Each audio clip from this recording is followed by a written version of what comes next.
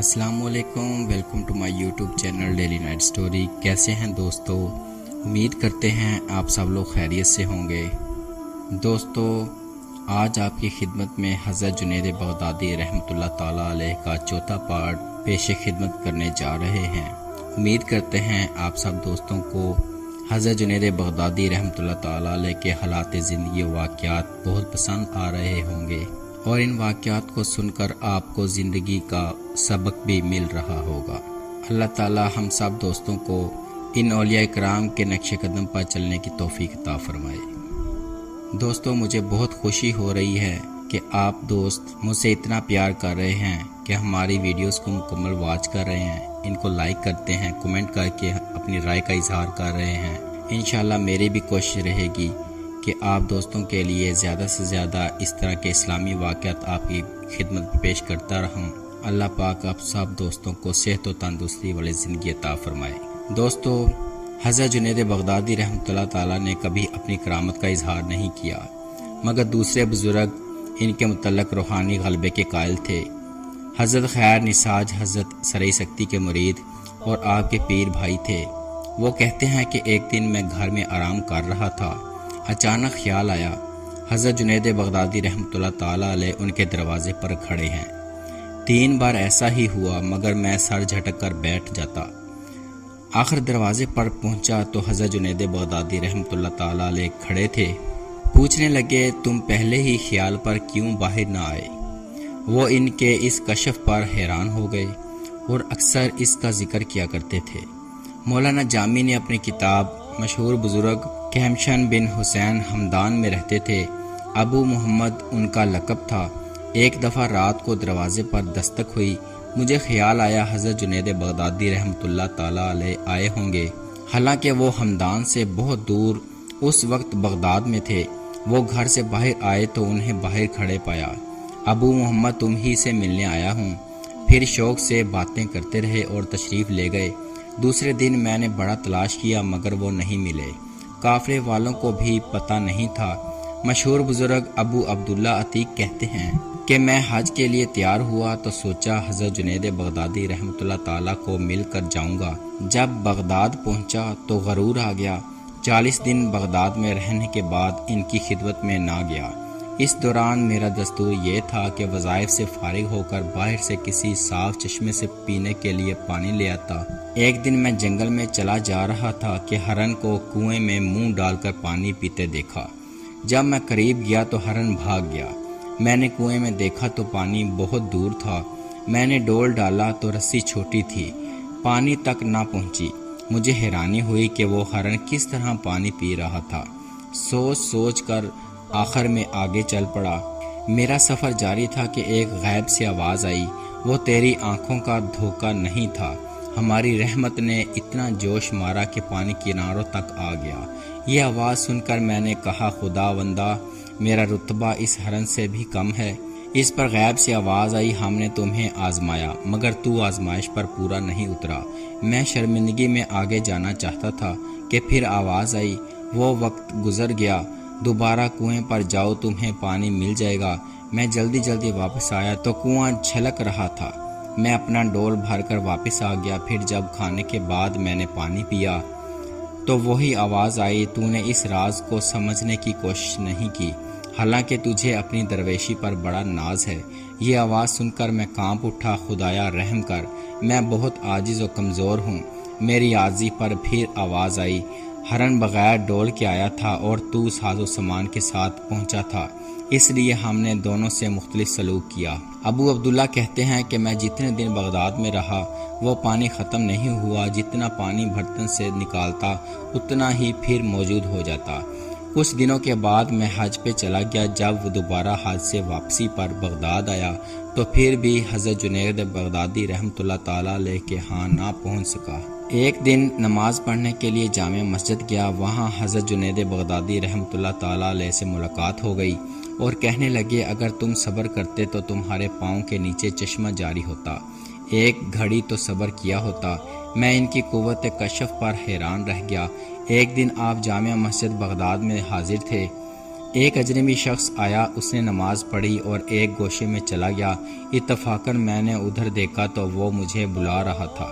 میں اس کے پاس گیا اور وہ شخص کہنے لگا، میری موت کا وقت آ گیا ہے، مگر آپ خاموش رہے کہ کسی کو اپنی موت کا تو وقت معلوم نہیں، پھر یہ ویسے بھی بھلا چنگا ہے۔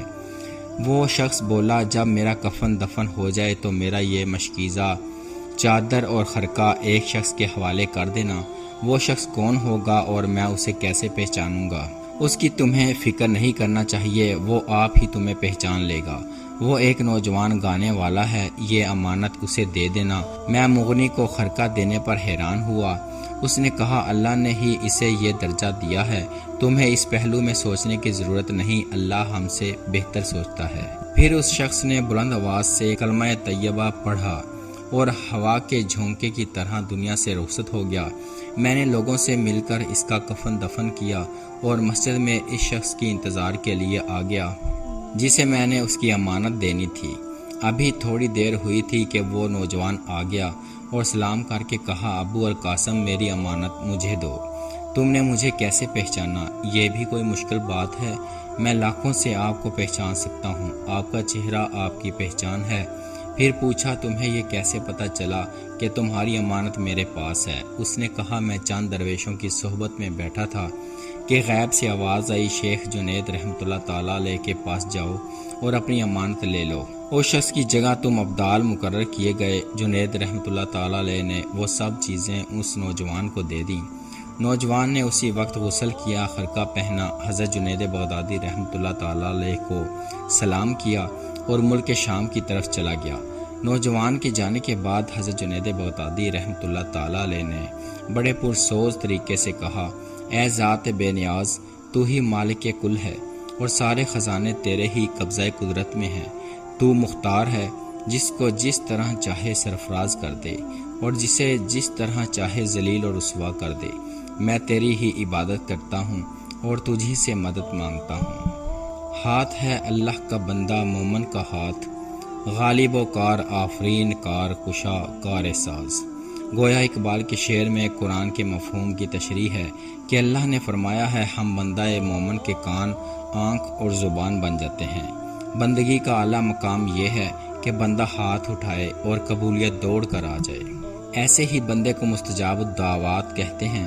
یہی کرامت ہے اور اسی کا نام تصرف روحانی ہے، یہی کشف ہے، یہی روشن ضمیری ہے۔ اللہ کے وحدہ لا شریک ہونے پر مکمل ایمان، سرکار دو عالم صلی اللہ علیہ وآلہ وسلم کے اسوہ حسنہ کی مکمل پیروی، خدمت خلق اور ریاضت و مجاہدات، یہ وہ بنیادی اصول ہیں جن پر عمل پیرا ہونے سے بندہ محبوبیت کے درجے تک پہنچتا ہے اور پھر عالم اسباب میں اسے خدا کے حکم سے تصرف روحانی عطا ہو جاتا ہے۔ ایک بار حضرت جنید بغدادی رحمۃ اللہ تعالیٰ علیہ کی آنکھوں میں تکلیف پیدا ہو گئی تو شاگردوں نے عرض کیا، بغداد میں ایک عیسائی آنکھوں کا ماہر ڈاکٹر ہے، حکم ہو تو انہیں بلائیں۔ کہا، تمہاری مرضی۔ دوسرے دن ڈاکٹر حاضر ہو گیا، معائنہ کیا اور کہا، آپ کی آنکھوں کا ایک ہی علاج ہے کہ انہیں پانی سے بچایا جائے۔ کہا، میں 5 وقت وضو کرتا ہوں، ایسے میں پانی سے کیسے بچا جا سکتا ہے؟ ڈاکٹر نے کہا کہ اگر آنکھوں کا علاج چاہیے تو ہر حال میں پانی سے بچاؤ۔ آپ نے کہا، اگر میں ایسا نہ کر سکوں تو پھر کیا ہوگا؟ عیسائی نے کہا، آپ اندھے ہو جائیں گے۔ ڈاکٹر مایوس ہو کر چلا گیا اور مریدوں کو کہہ گیا کہ انہیں وضو کرنے سے بچا لیں۔ مریدوں نے کہا، حضور شریعت میں تیمم بھی جائز ہے۔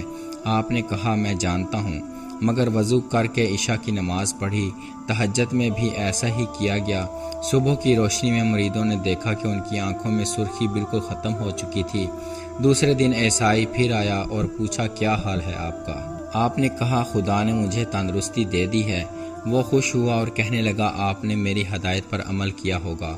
بالکل نہیں۔ مسکراتے ہوئے آپ نے کہا، میں نے تمہاری ہدایت کی خلاف ورزی کی، مگر یہ اللہ کا فضل ہے کہ اس نے مجھے شفا دے دی اور پانی کو ہی میرے لیے اکسیر بنا دیا۔ اس نے پھر آنکھوں کا معائنہ کیا، مرض بالکل ٹھیک ہو چکا تھا۔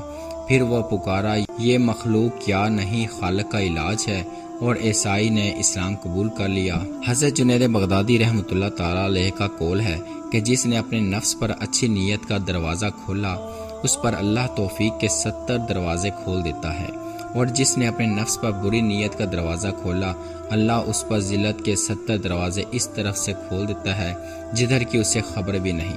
ایک رات ایک چور آیا، وہ یہ نہیں جانتا تھا کہ یہ کسی درویش کا گھر ہے۔ بہت ڈھونڈا، کچھ نہ پایا، آخر آپ کا پیرن ملا، وہ لے گیا۔ دوسرے دن آپ بازار سے گزرے تو دیکھا کہ وہی پیرن بک رہا ہے۔ آپ ٹھہر گئے، ایک خریدار آیا، اس نے وہ پیرن پسند کر لیا اور کہا کہ میں یہ لینے کو تیار ہوں مگر گواہی چاہیے۔ چور پاس کھڑا تھا، دلال پیرن بیچ رہا تھا۔ دلال نے کہا کیسی گواہی؟ اس بات کی گواہی کہ یہ مال تمہارا ہے، میں گواہی دیتا ہوں کہ یہ مال اس کا ہے۔ خریدار نے کہا میں دلال کی گواہی نہیں مانتا اور جانے لگا۔ پاس کھڑے حضرت جنید بغدادی رحمۃ اللہ تعالی علیہ نے کہا سنو عزیز، یہ مال اس شخص کا ہے، اور چوری کی پردہ پوشی کر دی۔ وہ پیرن لے کر چلا گیا۔ جنید بغدادی رحمۃ اللہ تعالی علیہ بھی فوراً چلے گئے اور چور کو پتہ نہ چلا کہ گواہی دینے والا کون تھا۔ آپ کہا کرتے تھے کہ میں نے 10 سال دل کے دروازے پر بیٹھ کر اس کی حفاظت کی، پھر 10 سال میرا دل میری نگرانی کرتا رہا۔ اب 30 برس ہو گئے، نہ مجھے دل کا پتہ ہے نہ دل کو میرا پتہ ہے، اور 30 سال سے صرف اللہ ہی دکھائی دیتا ہے، اس کے سوا کچھ باقی نہیں۔ مگر لوگ نہیں جانتے جب بندے کے عشق کی یہ حالت ہو تو پھر اس میں کیا شک ہے کہ ہاتھ ہے اللہ کا، بندہ مومن کا ہاتھ۔ ایک دن آپ مسجد شونیزیہ میں گئے، درویش بیٹھے تھے اور قرآن کی آیتوں پر بحث تھی۔ اسی دوران مومن کی طاقت کا ذکر چلا، ہر ایک نے اپنے خیالات کا اظہار کیا۔ آخر ایک درویش بولا مرد مومن کی طاقت کا اندازہ نہیں کیا جا سکتا۔ میں ایک ایسے شخص کو جانتا ہوں کہ اگر وہ مسجد کے اس ستون کو کہہ دے آدھا سونے کا اور آدھا چاندی کا ہو جا تو ہو جائے۔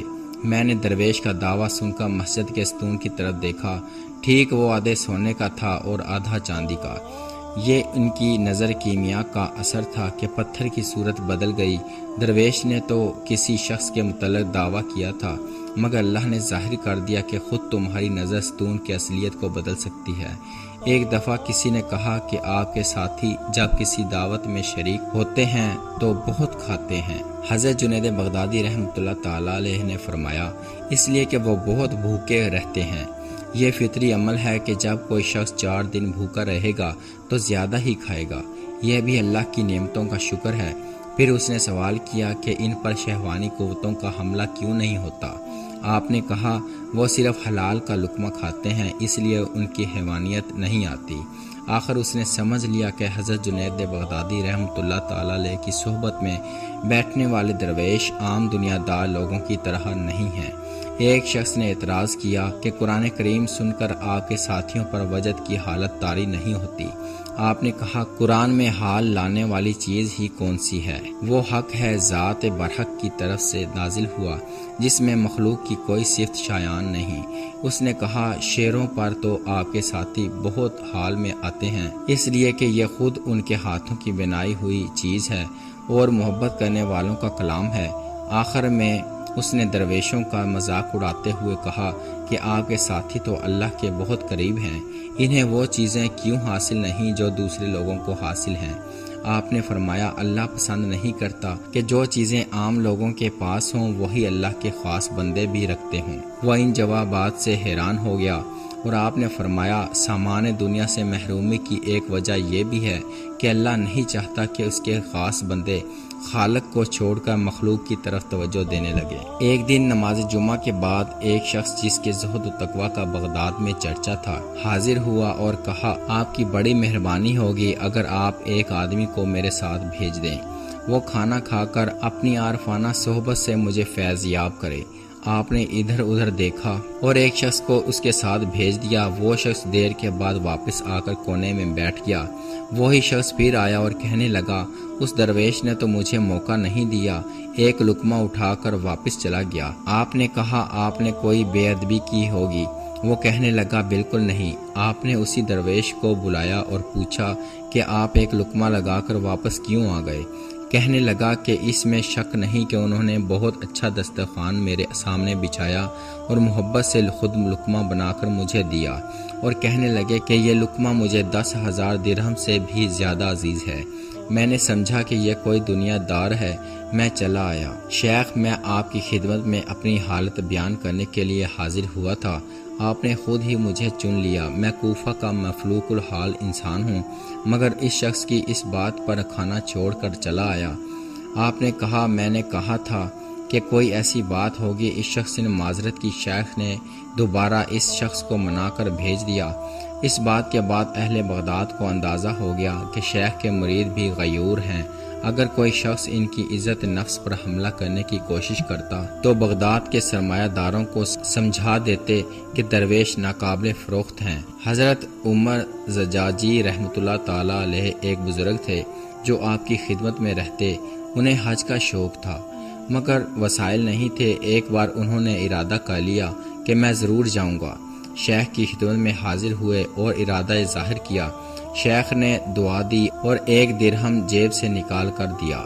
رکھ لو، کہیں کام آ جائے گا۔ وہ کہتے ہیں کہ میں نے وہ درہم رکھ لیا اور حج کو روانہ ہوا۔ جہاں جاتا لوگ بڑی محبت اور مہمان نوازی کرتے، یہاں تک کہ میں حج کر کے واپس آ گیا اور وہ درہم میرے پاس موجود تھا۔ شیخ کی خدمت میں حاضر ہوا۔ شیخ نے مبارکباد دی اور کہا، عمر زجاجی، لاؤ میرا درہم واپس کر دو۔ میں یہ سن کر حیران ہوا کہ آپ کے کشف میں یہ طاقت موجود ہے، اور وہ درہم واپس کر دیا۔ ایک دن آپ واعظ کر رہے تھے، کہنے لگے تنہائی زہر ہے، انسان کو چاہیے کہ وہ محفل میں رہے۔ ایک مرید نے اس بات کو دل سے قبول نہ کیا اور سوچا خود تو تنہا رہتے ہیں اور ہمیں کہتے ہیں کہ تنہا نہ رہو۔ چنانچہ وہ گھر کے گوشے میں بیٹھ گیا۔ چند دنوں میں اس کی حالت عجیب سے عجیب ہوتی گئی اور مشہور ہوا کہ وہ ساری رات جنت میں جاگ کر گزارتا ہے اور فرشتے اسے لے جاتے ہیں، صبح چھوڑ جاتے ہیں، لذیذ کھانے کھاتا ہے اور پیری مریدی شروع کر لی ہے۔ آپ نے ایک مرید سے کہا کہ اسے میرے پاس لاؤ۔ مرید گیا مگر اس نے انکار کر دیا کہ مجھے کیا ضرورت ہے، جس نے آنا ہے وہ خود آئے، میں خود پیر ہوں۔ آپ نے یہ سنا تو خود چلے گئے۔ اس نے جانے پر ان کی کوئی عزت نہ کی اور وہی باتیں کرتا رہا۔ آخر آپ نے کہا، آج آپ جب اس جگہ جائیں تو لاہور پڑھ دینا، مگر وہ بولا مجھے کیا ضرورت ہے۔ آپ نے کہا میرے لیے ایسا کر لینا۔ خیر آپ آ گئے۔ وہ رات جب اسی طرح گیا تو وہ خود تو یہ بات نہ کرنا چاہتا تھا، اتفاقاً زبان سے لا حول ولا قوت نکل گیا۔ سب فرشتے چیختے ہوئے بھاگ گئے۔ وہ اپنی جنت میں اکیلا رہ گیا۔ اس کے سامنے بیشتی کھانوں کے بجائے مردہ انسانوں کی ہڈیاں تھیں۔ پھر جب شیطان کا جادو جاتا رہا تو مرشد کی خدمت میں حاضر ہوا اور قدموں سے لپٹ کر عرض کی، اگر آپ میری رہنمائی نہ کرتے تو شیطان مجھے اس وادی ظلمات میں لے جا کر ہلاک کر ڈالتا۔ بے شک مرید کے لیے تنہائی زہر ہے۔ ایک بار آپ واعظ فرما رہے تھے، ایک مرید نے جوش میں آ کر نعرہ لگا دیا۔ آپ نے واعظ بند کر دی اور مرید سے کہنے لگے، جو اس طرح نعرہ زنی کرتا ہے وہ ہم میں سے نہیں۔ یہ کہہ کر انہوں نے مرید کو مجلس سے نکال دیا اور کئی دن معافی مانگنے پر بھی بڑی مشکل سے اسے معافی دی۔ آپ ذکر سانس لینے سے ہی کرتے، بلند آواز میں پکارنے کے آپ خلاف تھے۔ اللہ خود قرآن میں کہتا ہے کہ تمہارا ذکر اس طرح ہو جیسے سرگوشیاں ہو رہی ہیں۔ ان کا قول ہے کہ جو شخص قرآن کا پیرو اور حضور صلی اللہ علیہ وسلم کا مقلد نہیں، اس کی تقلید نہ کرنا، گمراہ ہو جاؤ گے۔ اور آپ فرمایا کرتے تھے، حضور کریم صلی اللہ علیہ وآلہ وسلم کا راستہ چھوڑ کر جو دوسرے راستے پر چلے گا وہ گمراہ ہو جائے گا۔ ایک دفعہ واعظ کرتے ہوئے آپ نے فرمایا، بندے اور خدا کے درمیان 4 دریا ہیں، جب تک ان چاروں کو عبور نہیں کیا جائے گا قربت خداوندی حاصل نہیں ہوگی۔ دریا دنیا ہے جو زہد کے بغیر عبور نہیں ہو سکتا۔ دوسرا دریا آدمیوں کا ہے، اسے پار کرنے کے لیے آدمیوں سے دور رہنا چاہیے۔ دریا شیطان ہے، شیطان کی مخالفت کرنا ہی اس دریا کی کشتی ہے۔ اپنے نفس کی مخالفت شیطان کی مخالفت ہے۔